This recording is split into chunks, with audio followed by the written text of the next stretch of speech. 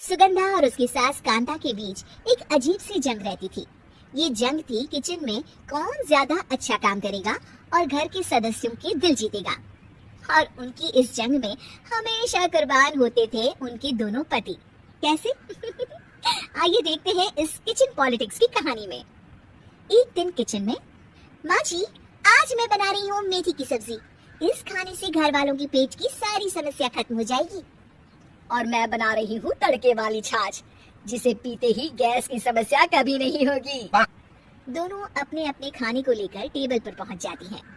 तभी सुगंधा के ससुर उसकी बनाई सब्जी की तारीफ कर देते हैं। अरे वाह, मेथी की सब्जी भी बनी है, बड़ी ही स्वादिष्ट है। वाह बहू वाह। अरे बहू, लेकिन इसमें इतनी सारी मेथी बर्बाद करने की क्या जरूरत थी?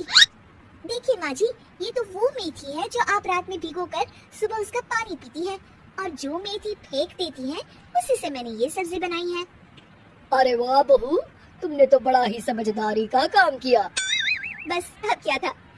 कांता जी का तो मानो ये सुनकर खून ही सूख गया। वो फैसला कर लेती है कि किसी भी तरह वो अपने खाने की तारीफ लेकर ही रहेगी और सुगंधा को किचन में उसकी कमियां गिनाएगी। कांता फ्रिज खोलकर देख रही होती है और फिर सुगंधा से कहती है, अरे बहू ये क्या, पूरा फ्रिज गंदा पड़ा है। तभी वहाँ सुगंधा का पति आ जाता है।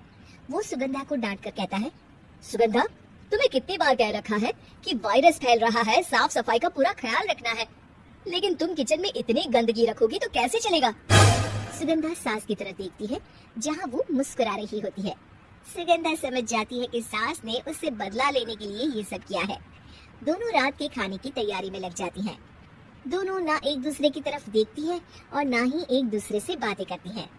रात को खाने की टेबल पर एक एक कर दोनों कई तरह के अलग अलग व्यंजन टेबल पर लगा देती हैं और अपने अपने पति के पास जाकर खड़ी हो जाती हैं।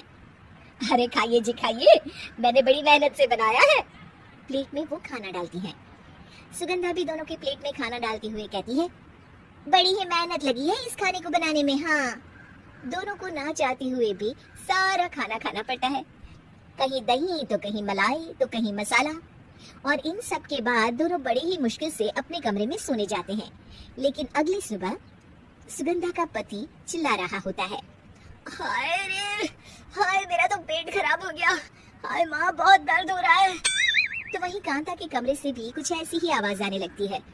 हे भगवान, इस सास बहू की लड़ाई हमारी जान लेकर रहेगी। जाओ कोई डॉक्टर को बुला कर लाओ। डॉक्टर आते हैं। दोनों को देखकर कांता और सुगंधा से कहती हैं, देखिए आप दोनों इन्हें खाने में हल्का ही दीजिएगा, हो सके तो रात का खाना जल्दी खाया करें और वॉक किया करें।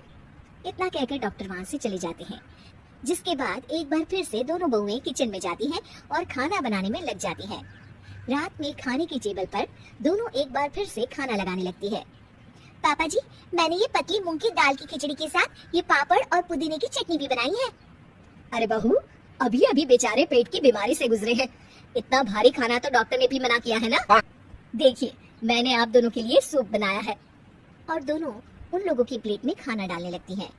तभी दोनों एक साथ बोल पड़ते हैं, बस करो, हमें माफ करो, हमें नहीं खाना इस घर में, ना खिचड़ी और ना ही सूप। हम इंसान हैं, एक वक्त में एक ही खाना खा सकते हैं। बस करो, हमें माफ करो, हमें नहीं खाना इस घर में, ना खिचड़ी और ना ही सूप। हम इंसान हैं, एक वक्त में एक ही खाना खा सकते हैं। इतना कहकर वो दोनों वहाँ से चले जाते हैं। कहानी का अंत। आप लोग उम्मीद कर रहे होंगे कि अंत में सब ठीक हो जाएगा। नहीं जनाब, अगर सास बहू के बीच सब ठीक हो जाए तो आप ये सीरीज देखे ही क्यों? तो मजा लीजिए इस चैनल में सास बहू से जुड़ी कहानियों का, क्योंकि ये ऐसा रिश्ता है जिसकी मिठास उसकी खटास में हमेशा ज्यादा ही रहती है।